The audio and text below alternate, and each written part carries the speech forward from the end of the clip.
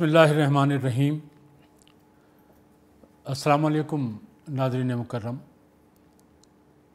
وافی net work کی جانب سے خوش آمدید۔ میں ہوں آپ کا میزبان ضیاء الدین نعیم۔ ہماری آج کی محترم مہمان ہیں ناظرین افسانہ نگار، سفر نامہ نگار، مضمون نگار، 7 اسکولوں کے مشترکہ میگزین الفیض کی ایڈیٹر، سیکریٹری حلقہ احباب نثر اسلام آباد، سیکریٹری ادبی و ثقافتی تنظیم کاروان Adab Islamabad, secretary Pakistan federation of university women Islamabad اور ایگزیکٹو ممبر انجمن فیض الاسلام راولپنڈی محترمہ نعیم فاطمہ علوی۔ ناظرین، ہماری مہمان مکرم کی اب تک 3 کتابیں منظر عام پر آ چکی ہیں۔ سفر نامہ، عقیدتوں کا سفر، سفر نامہ دیار گنگ و جمن اور افسانوں کا مجموعہ مسیحا۔ نعیم فاطمہ علوی ناظرین دوران تعلیم طلبہ یونین کے مختلف عہدوں پر فائز رہیں۔ ریڈیو پاکستان کے ہفتہ وار پروگرام میں افسانے پڑھنے کا موقع بھی انہیں ملا۔ انہیں best girl of the college کا ٹائٹل بھی ایوارڈ ہوا۔ ناظرین، بحیثیت social worker Pakistan girls guide کے پلیٹ فارم سے IDPs کے لیے انہوں نے کام کیا اور چیئرپرسن پبلیکیشنز کے فرائض بھی سر انجام دیے۔ ہماری مہمان ناظرین فیض الاسلام یتیم خانے کی پچھلے 7 سال سے ایگزیکٹو ممبر ہیں اور انجمن فیض الاسلام کے 7 اسکولوں کے مشترکہ میگزین الفیض کی ایڈیٹر بھی۔ ہماری مہمان مکرم 3 سال سے Pakistan federation of university women کی بھی سیکریٹری چلی آ رہی ہیں۔ لائق تکریم رائٹر اور deputy director publications Lok Virsa Syed محمد علی لکھتے ہیں کہ نعیم فاطمہ علوی روایتی افسانہ نگار نہیں ہیں۔ وہ درد دل رکھنے والی ایک ایسی خاتون ہیں جو زندگی کو محسوس کر کے جینے کی عادی ہے۔ وہ زندگی کی تلخیوں کو تلخ زبان میں بیان نہیں کرتی اور نہ ہی ان تلخ حقیقتوں کو میٹھا قوام لگا کر پیش کرتی ہیں۔ ان کے سیاق و سباق کی سادگی ہی انہیں منفرد بناتی ہے۔ آپا سلمہ آوان کہتی ہیں ناظرین، نعیم فاطمہ کی تحریر کی ایک بڑی خوبی اس کی نثر کا عام فہم اور خوبصورت ہونا ہے۔ وہ اپنے قاری کو مشکل الفاظ کے گورکھ دھندے میں نہیں الجھاتی۔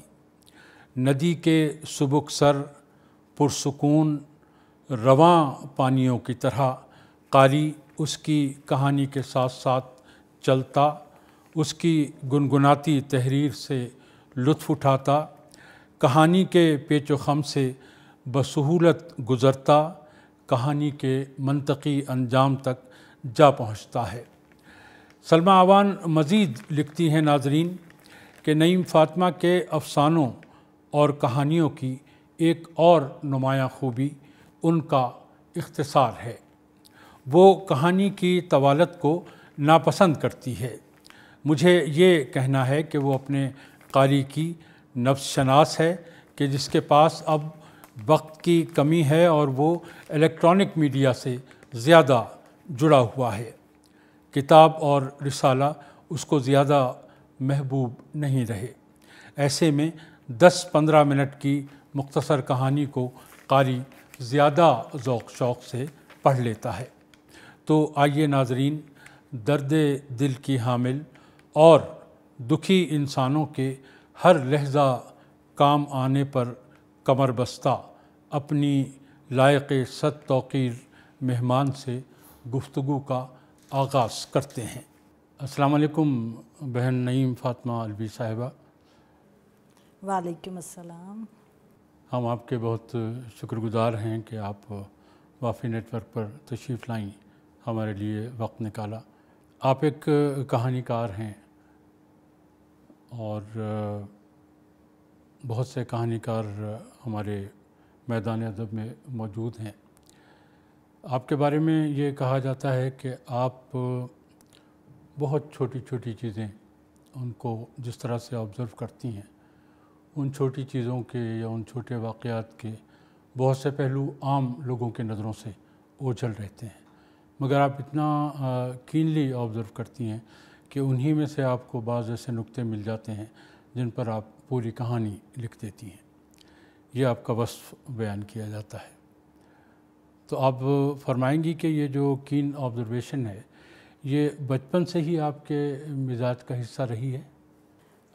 جی، میرا خیال ہے کہ بچپن سے ہی مزاج کا حصہ ہوتا ہے، کیونکہ میں نے ایک فلاور ایگزیبیشن میں شرکت کی تو میں نے جو فرسٹ آئی تھی خاتون، میں نے اس سے پوچھا کہ تم کیسے گھاس پھوس کو ملا کے تو ایک گلدستہ بنا لیتی ہو؟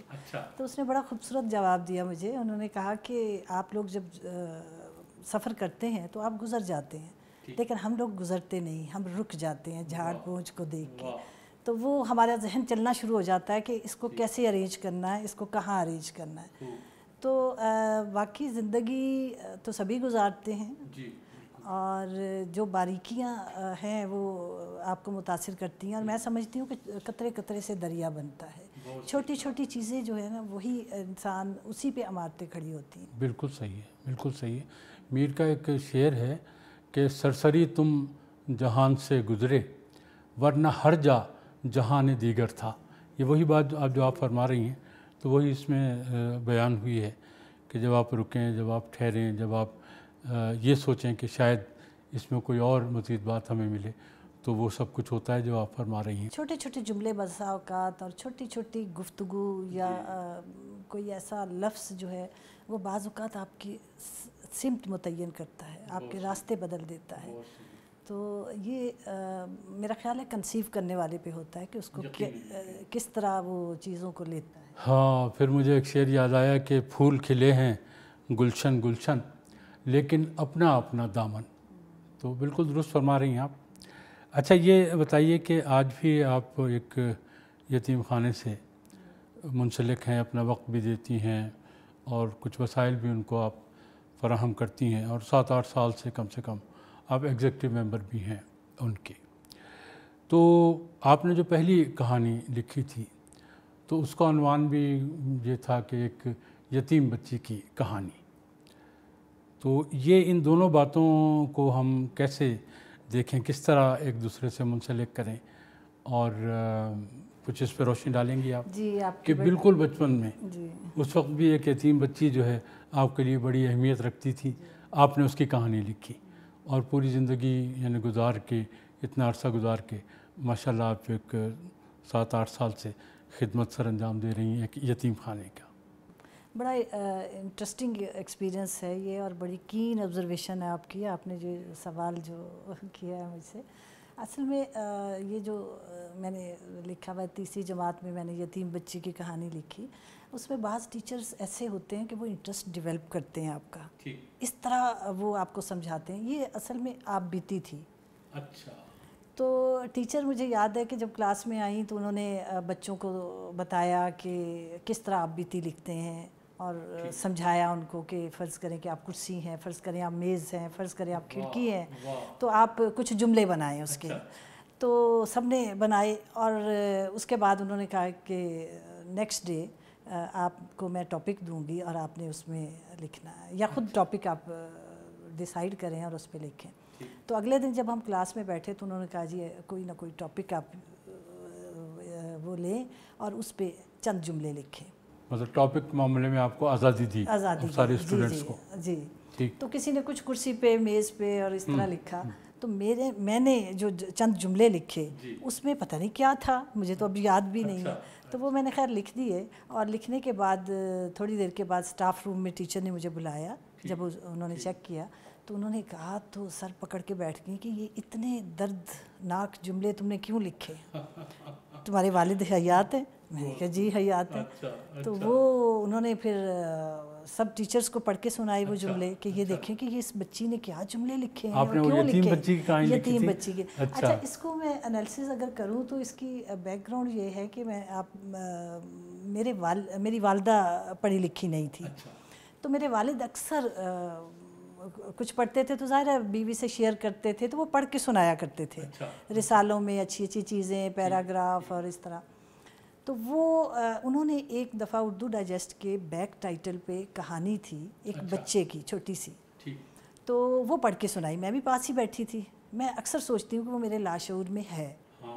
تو وہ بچے کا والد کی ڈیتھ ہو جاتی ہے. وہ اپنی ماں سے مختلف سوالات کرتا ہے اور وہ کہتا ہے کہ میں جب باہر نکلتا تھا تو وہ ہمارا ڈرائیور جو ہے وہ فوراً دروازہ کھولتا تھا, اب کیوں نہیں کھولتا, اب مجھے دیکھ کے وہ نظریں پھیر لیتا ہے.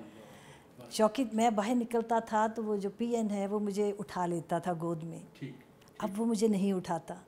اسی طرح نا وہ بہت لمبی چوڑی کہانی تھی بچے کی کہ والد جب ڈیتھ ہو جاتی ہے تو وہ ظاہر جاب کے سلسلے میں جتنے بھی ہیں رشتے وہ منہ موڑ لیتے ہیں. تو وہ میری امی کو پڑھ کے سنائی تو وہ میرے لاشعور میں تھی وہ چیز. تو شاید میں بھی کہ وہ میرا خیال ہے کہ کہیں نہ کہیں آپ کی کوئی چیز جب کلک کرتی ہے تو وہ رک جاتی ہے کہیں, بالکل درست کہا, پھر وہ کہیں نہ کہیں تو نکلتی ہے. اچھا پھر ایک اور بھی میں یتیم کے حوالے سے میں کہوں گی کہ ایک وقت میں چونکہ بڑی تھی, میرے 2 بھائی چھوٹے تھے مجھ سے, تو میں نے حالات کا اتار چڑھاؤ بہت دیکھا. یہ بھی میرے بچپنے کی بات ہے کہ میرے والد بیمار ہو گئے, بہت بیمار ہو گئے. پہلے تو انہوں نے چھٹی لی, ود پے مل گئی, پھر ود آؤٹ پے مل گئی. تو جب ود آؤٹ پے چھٹی لینی پڑی اور وہ لمبی ہو گئی بیماری تو پھر ہمیں ایک گاؤں میں بھیج دیا گیا. اچھا جی, ظاہر ہے مالی حالات اس طرح کے نہیں رہے, وہ نہیں رہے. تو وہ پھر رشتہ داروں کا بھی آپ کو پتہ ہے کہ ان کا جو رویہ ہوتا ہے حالات اور اس طرح, تو وہ ایک بے آباد سے گھر میں ہمیں بھیج دیا گیا. تو وہاں جب ہم رہے تو میں نے مطلب وہ مجھے یاد ہے, ایسا نہیں ہے کہ مجھے یاد نہیں ہے, وہ مجھے یاد ہے کہ میرے والد سے اچھے دنوں میں جنہوں نے قرض لیا ہوا تھا تو وہ میری امی بہت پردے کی پابند تھی, تو وہ مجھے بھیجا کرتی تھی. میں ہی بڑی تھی کہ جاؤ فلاں سے پیسے لے کے آؤ. تو وہ جو رویے ان کے, جو جملے ان کے, وہ مجھے مطلب شاید میں سینسٹیو تھی تو وہ میرے ذہن میں کہیں نہ کہیں رچے بسے ہیں. وہ اتار چڑھاؤ جو ہے وہ زندگی کا حصہ بن گیا, گند گیا شخصیت میں, مطلب وہ گیا نہیں, نکلا نہیں. اس کے بعد پھر یہ ہے کہ والد صاحب ٹھیک ہو گئے, پھر نوکری پہ بحال ہو گئے, پھر اس کے بعد ہم پلٹ کے نہیں گئے گاؤں, اور لیکن وہ حالات جو ہیں وہ ہیں. تو وہ جو ابھی مطلب اکثر لوگ کہتے ہیں کہ آپ کی مطلب حالات سے میچ نہیں کرتے, اور وہ جو چیخ ہے آپ کے, درد ہے, سوز ہے, وہ کہاں سے آیا. تو وہ لیکن وہ عرصہ جو گزارا آپ نے, وہ عرصہ گزارا, وہ جو ایکسپیرینس آپ کو ہوا, بالکل وہ چیز ہے, وہ کہیں نہ کہیں شخصیت کا حصہ ہے. یقیناً وہ جو آپ نے لوگوں کا بدلنا دیکھا, ان کا رویے کی تبدیلی تب سے میں نے لوگوں کے رویوں کو دیکھا. لیکن میرا خیال ہے کہ جس طرح ایک اور بات میں شیئر کروں گی جو مجھے مطلب ریسنٹلی میں پتہ نہیں 40 سال کے بعد اس گاؤں میں گئی. ایسی کوئی شادی تھی تو میرا دل چاہا, میں نے اپنے بھائی سے کہا اسی گاؤں میں نا, تو میں نے کہا کہ مجھے میرا دل چاہتا ہے کہ میں جاؤں. تو میں وہاں جب گئی تو جیسے وہ پورا گاؤں جو ہے میرے والد کے رشتہ داروں کا ہے, تو ہم مختلف گھروں کے اندر گئے. تو ایک تائی میری بڑی بزرگ تھی, تو ہم جب ان سے ملنے گئے تو میری تائی وہ کہتی ہیں, یہ ابھی ریسنٹلی میرے خیال 2 سال کی بات ہے, تو انہوں نے اپنی بہوؤں بیٹیوں کو بلایا آواز دے کے, کہتی ادھر آؤ ادھر آؤ, یہ ہے نعیم جس کا میں آپ کو کہانیاں سناتی ہوں. اچھا تو میں بھی بڑی متن گوش ہو گئی کہ میری کون سی کہانی ہے. تو وہ بھی بڑا ذوق و شوق سے مجھے کہتے ہیں یہ چھوٹی سی تھی اور جب یہ ہمارے گھر آتی تھی تو اگر میں جھاڑو دے رہی ہوں تو وہ میرے ہاتھ سے جھاڑو پکڑ لیتی تھی کہ تائی جی لائیں میں دیتی ہوں. اگر میں برتن دھو رہی ہوں تو وہ میرے لیے بھی بڑی ایک حیران کن بات تھی کہ میں بچپن میں میرا ایسا تھا. صحیح. تو میرا خیال ہے کہ یہ شخصیت کا حصہ ہوتا ہے. اگر کوئی بڑا ہو کے اس طرح کا کوئی کام کرتا ہے تو میرا خیال ہے وہ اپنی جبلت سے مجبور ہوتا ہے. بالکل اس کے اندر کچھ نہ کچھ ہوتا ہے مطلب جو یہ اسے کہ بچپن کرواتا سے ہے. اب جو آپ نے بتایا دوسروں کی جو مدد کرنا ہے کہ وہ جھاڑو دے رہی تھی تو آپ نے جھاڑو تھام لی کہ میں کرتی ہوں جھاڑو, 40 سال بعد تو انہوں نے یاد دلایا آپ کو. جی تو گویا وہ آپ کا بچپن سے ہی وہ چیز دوسروں کا مدد کرنا وہ شروع سے چلی آ رہی تھی. تو اب بھی یہ جو یتیم خانہ ہے تو یہ بڑا پرانا ہے, یہ جو فیض الاسلام انجمن جو ہے, تو یہاں کیا محض یتیم بچے ہی پڑھتے ہیں ان کے اسکولوں میں؟ جی بالکل, پہلی شرط ہی یہ ہے کہ اس کا فادر نہیں ہوتا. اچھا, جی یتیم یہ کن لوگوں نے قائم کیا ہے یہ حیات محمد خان تھے جنہوں نے قائد اعظم کے کہنے سے وہ ایسٹ پاکستان سے کچھ بچے آئے تھے تو ان کے لیے کھولا تھا اور پھر اس کے بعد اب تو 1200 بچہ ہے. اور ان کے وہ ہے ایک تو فیض الاسلام ہے, پھر دوبیرن کلاں ہے, مندرہ ہے, پکا کھو ہے. تو یہاں ہاسٹلز ہیں جی بڑے ریموٹ ایریا میں پنڈی کے گرد و پیش. بڑے پیمانے پر یہ کام ہو رہا ہے جی. مندرہ میں تو 100 ایکڑ زمین ہے ان کے پاس. اچھا, بہت بڑا مطلب وہ زمین ہے اس کے وسائل بھی یہ استعمال کرتے ہیں اس کے, یا وہ صرف عمارت کے لیے زمین ہے؟ وہ نہیں, عمارت بھی ہے اور خالی زمین بھی پڑی ہوئی ہے اور مستقبل میں وہ بڑھتا جائے گا. اچھا نہیں, میں پوچھنے کا مطلب یہ تھا کہ یہ جو ایکسپینسز ہیں سارے تو یہ کہاں سے آتے ہیں؟ ہاں, یہ بڑی انٹرسٹنگ بات ہے. ویسے پاکستان میں یہ بہت بڑی بلیسنگ ہے کہ جتنے بھی ہمارے اس طرح کے رفاعی ادارے ہیں وہ سب زکوٰۃ اور خیرات پہ چلتے ہیں. آپ یہ دیکھیں. اور یہاں کی جو بلڈنگ ہے وہ انگلینڈ میں کچھ 2-4 لوگ تھے, انہوں نے بہت ہیلپ کی اور انہوں نے بلڈنگ بنائی. بلکہ میں ایک دفعہ دوبیرن کلاں گئی تو مجھے بہت مطلب وہاں جو یقین کیجئے کہ وہاں لوگوں نے مجھے کہا کہ وہ جو 100-150 فیس ہے وہ بھی نہیں دے سکتے کہ ہمارے 5 بچے تو ہم کس طرح دیں. تو وہ بھی منتھلی. تو وہاں سنا ہے کہ انگلینڈ کا کوئی تھا, انہوں نے کہا جی بچے یہاں فری پڑھائیں اور جتنے بھی بچے ہوں گے ان کی فیس میں دوں گا. تو ہمارے ہاں خیر کا جذبہ بہت ہے.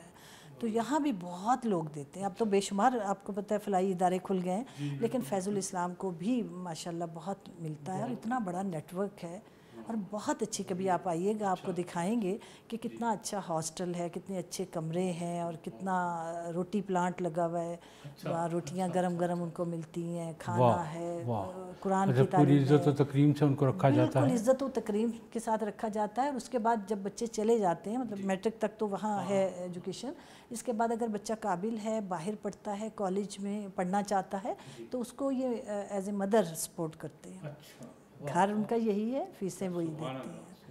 اور ایک اور انٹرسٹنگ بات یہ ہے کہ یہاں سے بچے پڑھ کے کچھ نکلیں, جیسے دبئی چلے گئے, ادھر ادھر چلے گئے, تو وہ اب ان کا ری پے کر رہے ہیں. کیا بات, انہوں نے بسیں خرید کے دی سبحان اللہ, اور اس طرح. بس ایسے ہی چراغ سے چراغ جلتا ہے. انسان کو سمجھ نہیں آتی اللہ تعالیٰ کس طرح پردے کھولتا ہے اور کس طرح مدد کرتا ہے.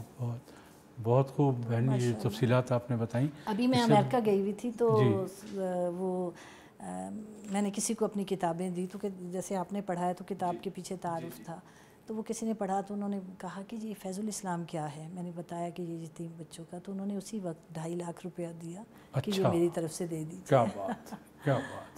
مطلب اس طرح اللہ تعالیٰ در کھولتا ہے, کوئی خیر کا کام کرنا چاہے تو بڑی بات ہے. اتنا بڑا ادارہ, اتنے زیادہ لوگ یعنی اس سے مستفید ہو رہے ہیں بچے, ماشاءاللہ بہت بڑی بات ہے. میں اصل میں جب انٹر ہوتی ہوں وہاں تو یقین کیجئے کہ میں تھوڑا تقابلی جائزہ لیتی ہوں کہ جیسے ہمارے آپ کے بچے ہیں تو ان کے پیچھے ہم دعائیں کرنے والے, ان کی ایک سپورٹ ہے.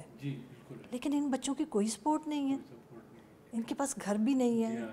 تو وہ مجھے مطلب میں ہل کے رہ جاتی ہوں. میں کہتی ہوں جو انسان کر سکتا ہے کریں. اچھا, ان کا ایک میگزین ہے الفیض کے نام سے, تو اس کو آپ ایڈٹ کرتی ہیں نا, تو اس میں جو الفاظ میں جو چیزیں شائع ہوتی ہیں وہ کیا شائع ہوتی ہیں؟ اصل میں ڈومین کیا ہے اس کا، کیا چیز چھپتی ہے اس میں؟ اصل میں جب مجھے یہ دیا گیا ہے ٹاسک دیا گیا تھا تو اس میں عام طور پہ یہ ہوتا تھا کہ ٹیچرز کچھ خود لکھ دیتی تھیں، کچھ ادھر ادھر سے چیزیں جو ہیں وہ شعراء کرام کی اور اس طرح وہ دے دیتی تھی، تو وہ مجھے بہت آڈ لگتا تھا. میں کہتی تھی کہ نہیں، یہ اسٹوڈنٹ میگزین نہیں ہے، ہم اسٹوڈنٹس کے پیسے لگاتے ہیں اس پہ. تو اس پہ مجھے 1-2 سال بہت محنت کرنا پڑی. اور آپ کو پتہ ہے جو بچے ہمارے پاس آتے ہیں وہ بچے یا تو اسی طرح گلیوں سے اٹھا کے کوئی دے دیتا ہے، جیب کترے بھی ہوتے ہیں، مطلب مختلف. تو ان کی تربیت کرنا، ان کو سب لوگوں کے ساتھ مل ملا کے رکھنا. تو میں نے پھر لوگوں سے کہا کہ نہیں، اس طرح نہیں، یہ بچوں کی تحریریں ہونی چاہیے، یہ بچوں کا عکس ہونا چاہیے، تاکہ وہ رسالہ کوئی دیکھے تو انہیں پتہ چلے کہ یہ کس کا ہے اور کیا ان کی فیلنگز ہے، یہاں رہنے والے بچے کیا فیل کرتے ہیں. تو میں پھر اس میں لوگوں کو سمجھ نہیں آتی تھی، بچوں کو سمجھ ہم کیا لکھیں کہ سوال تھا. بالکل بڑا مشکل ہے یہ، بڑا مشکل ہے. تو ٹیچرز کو نہیں سمجھ آتی تھی کہ ہم کیا لکھیں، آپ بتائیں، ہمیں ٹاپک بتا دیں، ہم اس پہ مضمون لکھ دیں گے. تو پھر میں بڑے ہی کیجول وے میں کلاسز میں گئی اور میں نے ان سے کہا دیکھیں جب ہم آپس میں بات کر رہے ہیں تو اسی کو آپ قلم بند کر سکتے ہیں. آپ سروے کیجئے، کوئی ٹاپک آپ لے لیجئے، آپ ایک دوسرے سے پوچھئے، اسی کو لکھ دیجئے.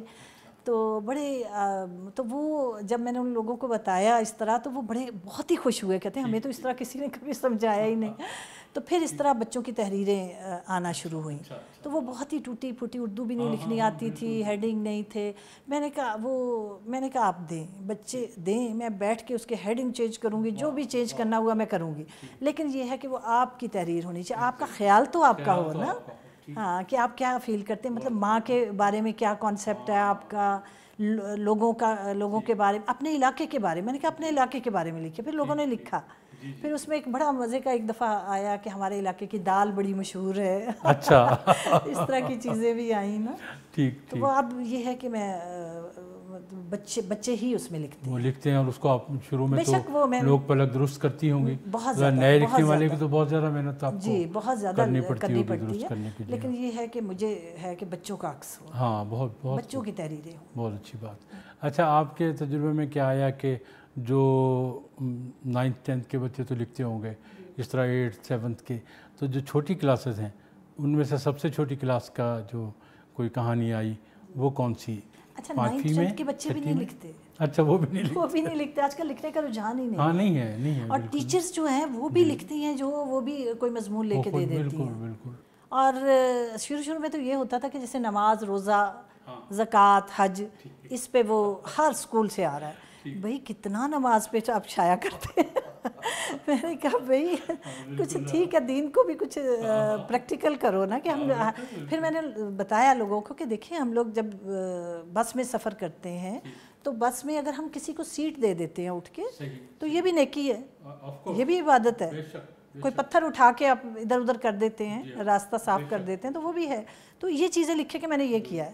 یہ میں نے کالج میں شروع کیا تھا.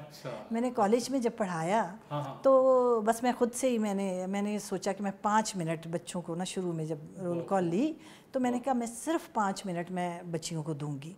تو میں اس میں رول کال نمبر کے حساب سے میں بچیوں کو بلاتی تھی. 2 یا 3 منٹ آپ صرف یہ بتائیں کہ آج آپ نے کیا نیکی کی. اچھا، کیا کہنے. تو وہ اتنا انٹرسٹنگ ایکسپیرینس رہا کہ بچوں نے پھر سوچنا شروع کیا کہ ہم نے جا کے ٹیچر کو بتانا ہے کہ ہم نے کیا کیا. بہت یہ بڑا کیا اچھا طریقہ آپ نے استعمال کیا. بالکل بہت. تو اسی طرح میں نے آپ نے کہا چھوٹے بچوں کا آپ نے پوچھا ہے، تو میں نے ایک دفعہ ویسے فیض الاسلام میں شروع کیا تھا اسٹوری ٹیلنگ کا. تو میں نے کتابیں خریدی اور میں نے کہا کہ ان کا جو فری پیریڈ ہوتا ہے وہ مجھے دے دیجئے کسی بھی کلاس کا. تو وہ لائبریری میں بچے آ جاتے تھے تو میں ان کو بیٹھ کے کہانی سناتی تھی. کہانی سنا. کیونکہ پتہ ہے کیا، ان بچوں میں کانفیڈنس بلٹ اپ کرنے کی بہت زیادہ ضرورت ہے. کہ ان میں کانفیڈنس ہی نہیں. چھوٹے بچے آتے ہیں وہ بول ہی نہیں سکتے. تو مجھے یاد ہے ایک بچہ چھوٹا سا تھا, اس کی حلق سے آواز نہیں نکل رہی تھی, تو میں نے اسے کہا کہ آپ کو کہانی اچھی لگی, آپ منہ سے بتائیں. تو اس نے کہا, میں نے کہا کلیپنگ کرو گے بھی, اس کو کہانی بہت اچھی لگی. خوب تو وہ خوش ہو گئی. مطلب اس طرح کانفیڈنس بلٹ اپ. یہ بڑا کام, بہت بڑا کام ہے جو ماشاء اللہ آپ کر رہی ہیں اس سلسلے میں. تو اس طرح ایک دفعہ بیماری ایک تھی, تو وہ اسکن ڈیزیز تھی, تو وہ مطلب اس طرح کے کام. تو پھر میں اپنی فرینڈ سے کہا, ایک اسکن اسپیشلسٹ تھی, میں نے کہا آپ چلیں اور جا کے ہم چلتے ہیں وہاں میڈیکل کیمپ لگاتے ہیں. تو وہ اتنا, آپ پتہ ہے 1200 بچہ ہے, اس پہ کام کرنے کے لیے تو بہت ہے, ٹائم چاہیے. میری اور ایکٹیویٹیز ہیں, لیکن یقین کیجئے میں بہت دفعہ سوچتی ہوں کہ میں سب کچھ چھوڑ کے وہاں چلی جاؤں.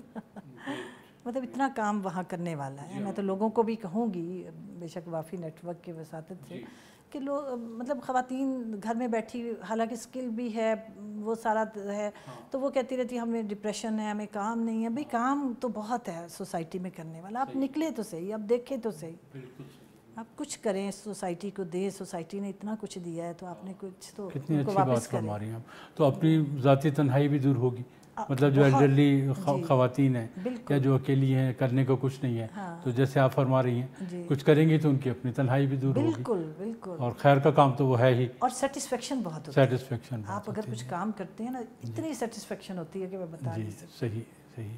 تو یہ مطلب جو طرز فکر ہے اس کو اب آپ آگے بھی بڑھا رہی ہیں, خواتین کو بھی بتاتی ہیں. جیسے ابھی ہم جب گفتگو کر رہے تھے کہ ایک خاتون, آپ جب امریکہ رہ کے آئیں 2 مہینے, تو وہ بہت بےتاب تھیں, کیونکہ وہ آپ کے پاس آ جایا کرتی تھیں, اپنا دکھ درد کچھ بانٹ لیا کرتی ہوں گی, تو کوئی اور ان کا دکھ سننے والا نہیں تھا آس پاس, حالانکہ بھرا پورا محلہ ہے.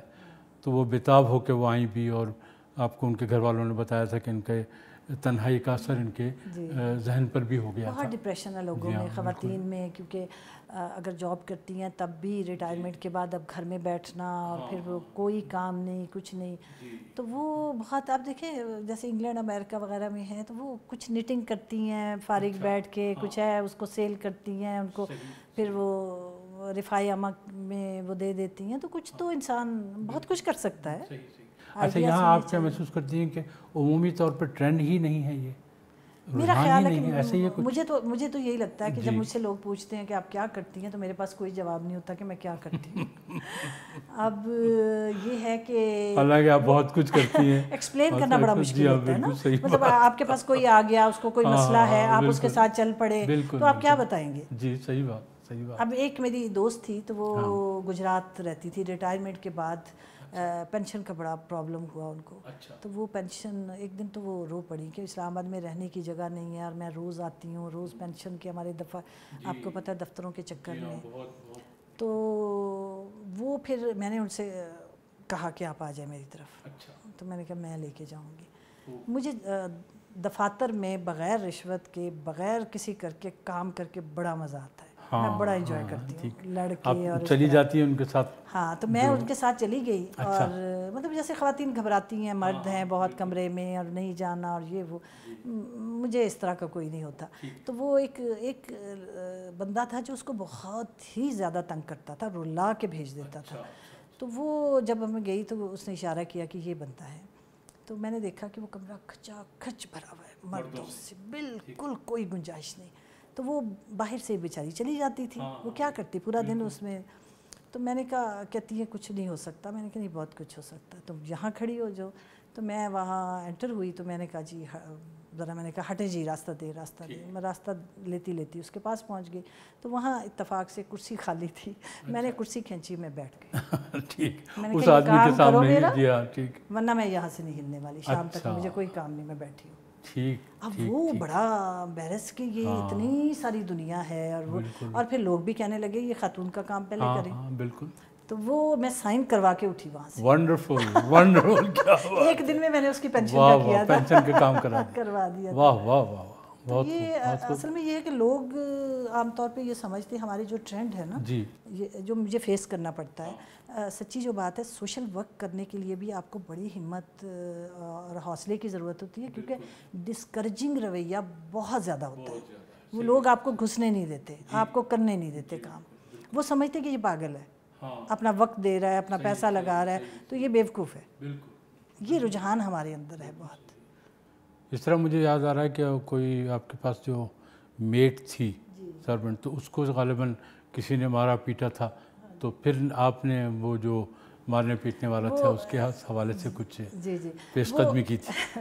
وہ ہوا یہ تھا کہ وہ آئی ایک دن تو وہ زخمی تھی پوری، مار مار کے اس کے شوہر نے اس کی بری حالت کی، تو اس نے اسی طرح جھاڑو پکڑا اور وہ ہائے ہائے کرتی. تو میں کسی کام میں لگی ہوئی تھی، اچانک میری نظر پڑی تو اس کے تو چہرے پہ زخم اور وہ ٹانگوں پہ تھپڑوں کے اور اس طرح. تو میں نے کہا جھاڑو رکھ دو، تمہیں ہوا کیا ہے؟ کہتی ہے کہ میرے میاں نے مارا ہے. تو پتہ نہیں کوئی چھوٹی سی بات تھی کہ انڈا نے فرائی کر کے دیا یا کچھ بھی. تو وہ میں نے کہا بات سنو، چلو میں تمہیں تھانے لے کے چلتی ہوں اور تم میرے ساتھ کھڑی رہو گی. اس نے کہا ٹھیک ہے میں کھڑی رہوں گی. میں نے کہا یہ نہ ہو کہ میں آگے تک جاؤں اور تم بھاگ جاؤ اور صلح کر لو اور یہ وہ. کہتی نہیں باجی مجھے ہر روز مارتا ہے اور اس طرح. اب یہ چھوٹی چھوٹی چیزیں میں مطلب بتانے کا مقصد یہ ہے کہ اس سے معاشرے میں سدھار پیدا ہوتا ہے. تو میں یہ کیا کہ میں نے الوی صاحب مجھے بہت سپورٹ کرتے ہیں وہ تو میں نے، آپ اندازہ کریں کہ میں نے اپنی بہت ساری بڑی سینئر اور بڑی کانٹیکٹس والی خواتین دوستیں، ان سے میں نے کہا جی یہ مسئلہ ہے تو مجھے بتائیں کہ میں کس کے پاس لے کے جاؤں. تو سب نے مجھے روکا.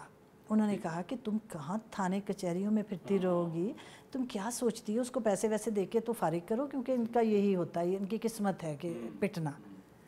تو میں نے کہا یہ پٹنا ان کی قسمت ہے کیوں ہے؟ تو میں نے کہا جتنا میں کر سکتی میں تو کروں گی. تو میں نے الوی صاحب سے پوچھا یا اپنے سے، تو انہوں نے کہا کہ ٹھیک ہے چلی جاؤ تھانے. تو مجھے تھانے کا بھی نہیں پتہ تھا کہ کہاں، کبھی گئی نہیں تھی. تو میں نے چادر لپیٹی اور میں اس کو لے کے تو تھانے چلی گئی. بہرحال تھانے گئی، ایس ایچ او کے پاس گئی تو وہ یہ لوگ بھی جان لیتے ہیں کہ کوئی پہچان لیا انہوں نے، تو بہرحال عزت سے بٹھایا انہوں نے. تو میں نے اسے کہا کہ یہ خاتون اس کے میاں نے مارا ہے تو آپ اس کا پرچہ درج کرائیں. مطلب قانون کا مجھے بھی نہیں پتہ تھا. مجھے وہاں جا کے پتہ چلا کہ اس نے مجھے کہا کہ دیکھیں میڈم، اگر شوہر مارے عورت کو، بیوی کو، تو اس کا ہم کچھ نہیں کر سکتے، کوئی بھی کچھ نہیں کر سکتے. ہمارے پاکستان میں یہ رول ہے، مطلب وہ مار سکتا ہے. تو میں تو ایک دم حیران رہ گئی کہ یہ کیا. اس نے کہا اگر یہ خلا کی درخواست دیتی ہے پھر ہم ذمہ دار ہیں، پھر نہیں وہ ہاتھ لگا سکتا. اس کے ورنہ یہ ہے کہ میاں بیوی کا معاملہ میں اس میں انٹرفیئر نہیں کرتے. میں تھوڑی دیر چپ رہی. میں نے کہا دیکھیں آپ کی بھی گھر میں بچیاں ہیں بھی ہے، تو میں نے کہا آپ اتنا تو کر سکتے ہیں نا آپ لوگوں کا. میں نے کہا ان لوگوں کے زمین تو ہوتی نہیں ہے پاؤں تلے. تو میں نے کہا آپ اتنا تو کر سکتے ہیں نا کہ آپ جائیں اور جا کے تھوڑا سا اس کو تھریٹ کر دیں میرے کہنے پہ. تو میں نے کہا اتنا ہی کافی ہے. میں نہیں چاہتی کہ یہ گھر ٹوٹے، میں توڑنا نہیں چاہتی، اس کے بچے ہیں ماشاءاللہ، لیکن یہ کہ کم از کم اس کو دوبارہ مارے تو نا. تو وہ اس نے کہا ٹھیک ہے میڈم میں یہ کر لوں گا. اس نے پھر پولیس والے بھیجے. اب وہ چھپ گیا وہ بندہ، اور یہ پھر میرا خیال ہے کہ ہفتہ 2 ہفتے وہ گھر نہیں آیا. اور اس کے بعد پھر سفارشوں سے، کبھی بہنوں سے، کبھی ادھر ادھر سے سفارشیں کر کے وہ گھر آیا. جب گھر آیا تو اس نے پہلا سوال بیوی سے کہا کہ تم تھانے تک کیسے پہنچی تھی، تمہیں تھانے کون لے کے گیا تھا؟ تو اور اس کے بعد اب میں ابھی 1 سال وہ آسٹریلیا سے واپس آئی ہوں تو میں نے آتے ہی اس سے پوچھا، میں نے کہا میاں نے دوبارہ تو نہیں مارا؟ کہتی نہیں باجی ہاتھ بھی نہیں لایا. اچھا بڑی بات ہے. تو وہ ایک چھوٹا سا مطلب سیٹسفیکشن ہوتی کہ چلے کسی کو بچا لیا تھوڑا سا. اچھا آسٹریلیا آپ تشریف لے گئی تھیں، ابھی آپ نے ذکر کیا، تو وہاں بچے ہیں آپ کے؟ اچھا میرے 2 بچے آسٹریلیا میں ہیں، ایک انگلینڈ میں ہے. اچھا کس شہر میں ہے آسٹریلیا میں؟ آسٹریلیا میں ایک بیٹی جو ہے میلبرن میں ہے اور بیٹا ایڈلیڈ میں. اچھا تو آپ کا وہاں جانا آنا رہتا ہوگا ادھر بھی؟ فرسٹ ٹائم گئی تھی میں. اچھا فرسٹ ٹائم. بیٹا تو ابھی گیا ہے اور بیٹی کو 6 سال ہو گیا. اچھا اچھا. تو آسٹریلیا کا کیسا تھا ماحول؟ آپ کتنے دن رہیں، سیر کی وہاں خوب؟ جی اصل میں اتفاق کی بات ہے، بس قسمت کہہ لیں کہ اسی سال 1 سال میں مجھے انگلینڈ جانے کا بھی موقع ملا، امریکہ بھی اور آسٹریلیا بھی. تو وہ تینوں ملک جو ہیں وہ گڈمڈ ہو گئے ذہن میں. تو لیکن آسٹریلیا کا موسم بہت اچھا لگا. آسٹریلیا میں بڑا ریلیکسڈ ماحول ہے، بہت ایریا بہت ہے. اور سب سے بڑی خوشی کی بات یہ ہوئی کہ وہاں ہمارے جو پڑھے لکھے لوگ ہیں وہ بہت گئے، بچے پڑھنے گئے ہیں. تقریباً ساری کھیپ کہہ لیں کہ وہ اعلیٰ ڈگری یافتہ، مطلب وہ ویلکم کرتے ہیں وہ لوگ، وہ ویلکم کرتے ہیں. اور جیسے یہ فاسٹ کے بچے ہیں، انہوں نے جب پتہ چلا کہ الوی صاحب آئے ہوئے ہیں تو انہوں نے ہمیں سب دوستوں نے مل کے تو ایک پارٹی دی، تو ہم بہت حیران ہوئے کہ جتنے بھی اسٹوڈنٹس ہیں ماشاءاللہ وہ بہت ٹاپ پہ کام کر رہے ہیں.